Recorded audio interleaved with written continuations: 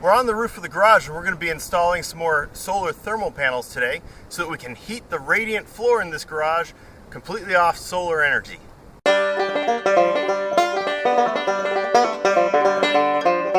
We came down about 9 feet, made our first mark, and then we ran it over at an increase in height. Now the reason for that is that this is a drain back system, so we need a slope.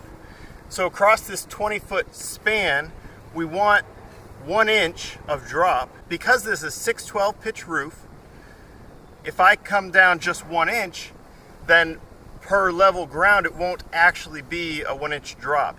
So I came down 3 inches on the roof surface to get that minimum 1 inch drop in actual level. And that'll make sure that everything drains back to the tanks inside the garage. I made up these brackets, and these are just some aluminum angle, and I pre-drilled a 1/4 inch hole, and I have a stainless steel structural screw with a stainless steel washer and neoprene gasket on it. So I'm going to be putting these in. I'm going to be making a pilot hole into that rafter because I want to make sure I don't split it. These are just trusses, they're 2x6s.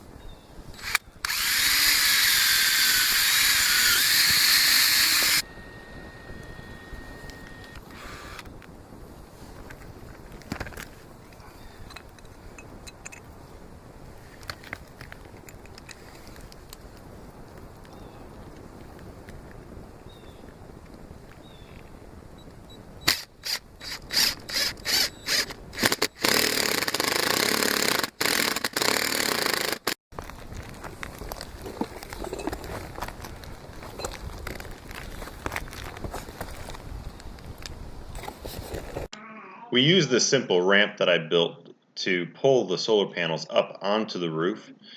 We had 2 ropes tied around each end of it, and then we'd pull them up and over and set them onto the little brackets. That would hold them in place until we had a chance to solder the couplers on. Well, I made a small mistake. I put in 1 extra bracket than I needed. So this bracket went right here. We missed the solar panel. So I removed it, but I put that screw back in with the rubber washer because I don't want to leave a hole there. Hooray! Now, this is the lowest point of the whole array. So this is going to be connected to the pump downstairs. The pump's going to pump the fluid up to the panels so they all fill. This end is capped off. So the water's going to flow through the bottom manifold. It's going to rise up through all the smaller risers, the 3/8 inch risers. It's capped off here, and then it's going to exit the solar panels at this point where it's going to be nice and hot.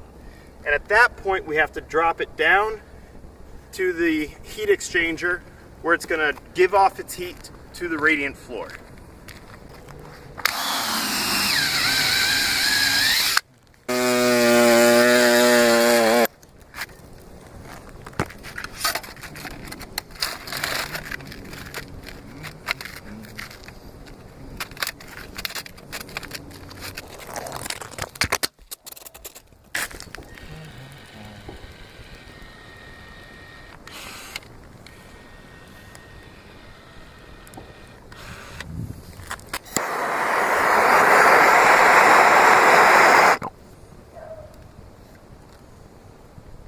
This is the attic of the garage, and that's where the hot water is going to come out of the solar panels and then head down,